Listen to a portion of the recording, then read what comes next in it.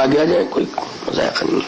محمد وآل محمد بلند کر صلوات اللہم صلی علی محمد. لا حول ولا قوت الا باللہ العلی العظیم. بسم اللہ الرحمن الرحیم.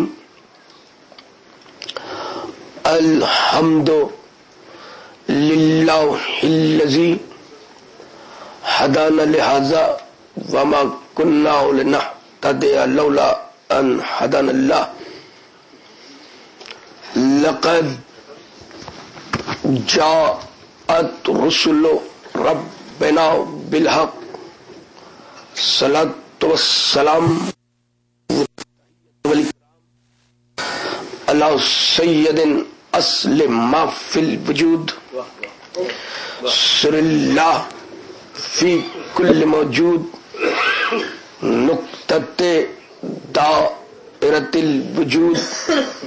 صاحب لواء الحمد والمقام المحمود. الخاتم لما سبق والفاتح لمن غلق. المعلن الحق بالحق ابو القاسم محمد.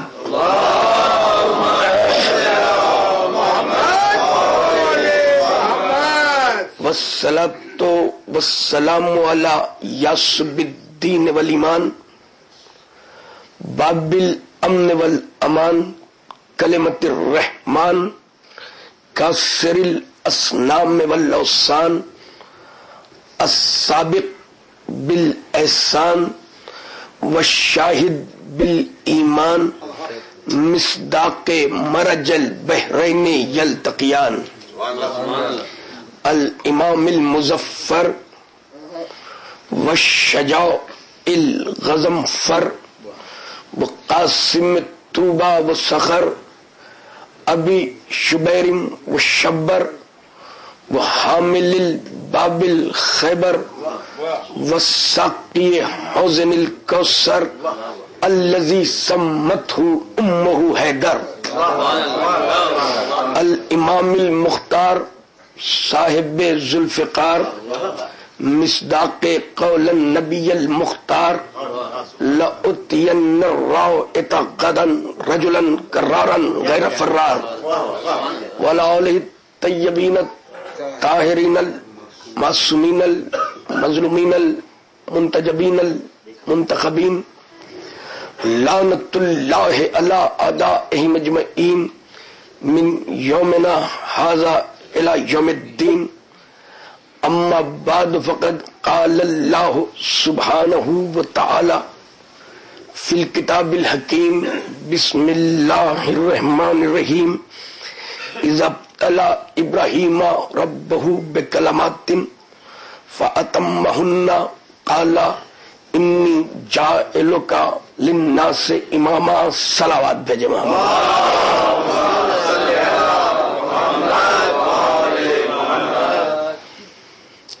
بحمد اللہ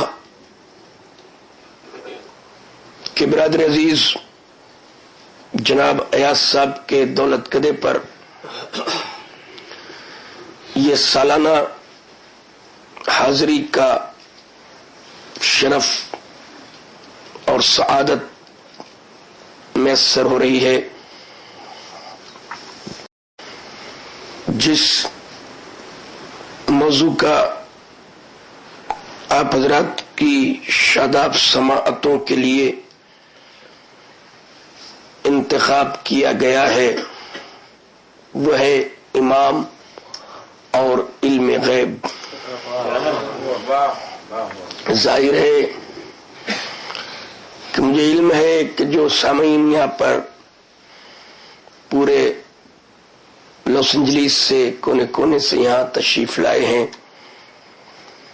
وہ بالکل سماعتوں کی معراج پر جا کر خطاب کو سماعت فرماتے ہیں. عزیزان محترم، یہ ایک ایک ایسا موضوع ہے کہ جس کو علماء کرام یوں بھی خشک موضوع کہتے ہیں، لیکن ہم کیا کریں کہ ہم ذکر ہی اس علی کا نام لے کے کرتے ہیں جہاں ہر خشکی میں تری پیدا ہو جاتی ہے۔ کیا کہنے، دنیا کے مسلمان صرف ان ماتمی لوگ اس سے مستثنا ہیں۔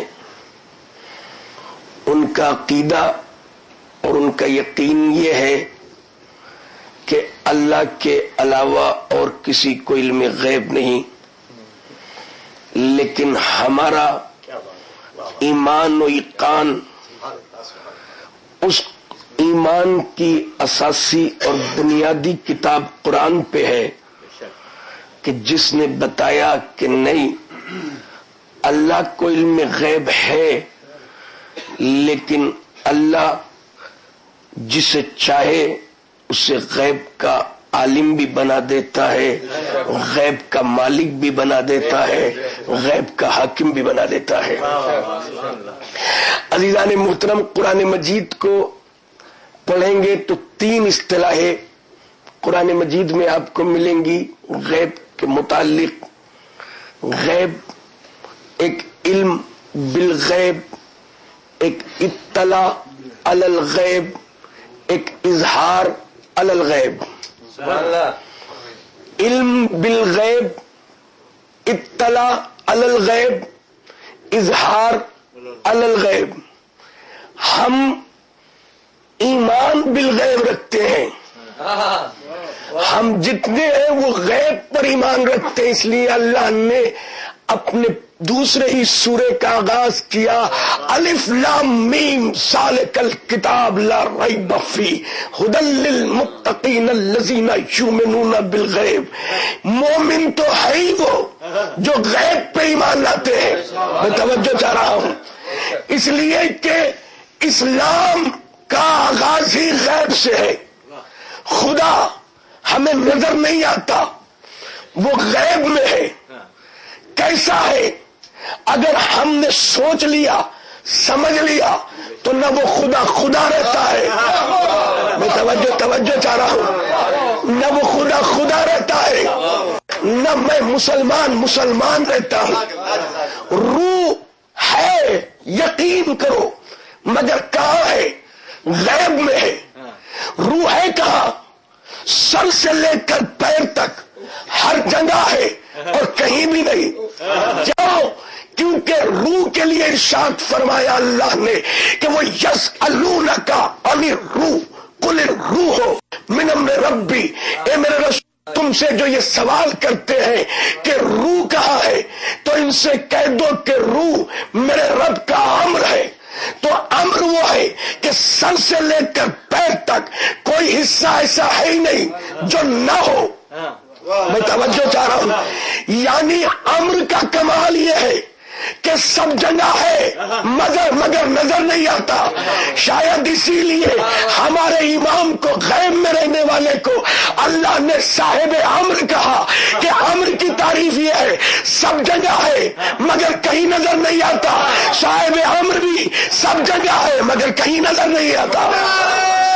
توجہ چاہ رہا ہوں، توجہ چاہ رہا ہوں۔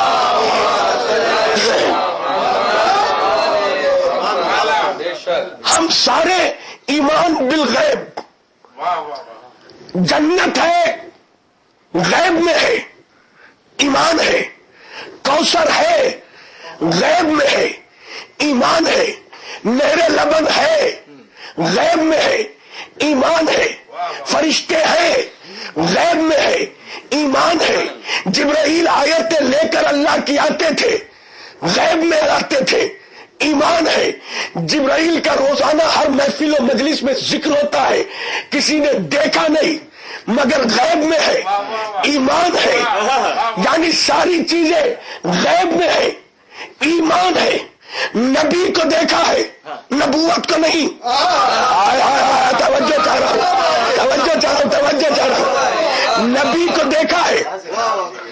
نبی کو دیکھا ہے، نبوت کو نہیں، رسول کو دیکھا ہے، رسالت کو نہیں، امام کو دیکھا ہے، امامت کو۔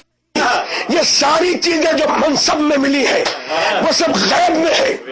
تو بھائی ہم جتنے بھی ہیں وہ سب ایمان رکھتے ہیں غیب پر۔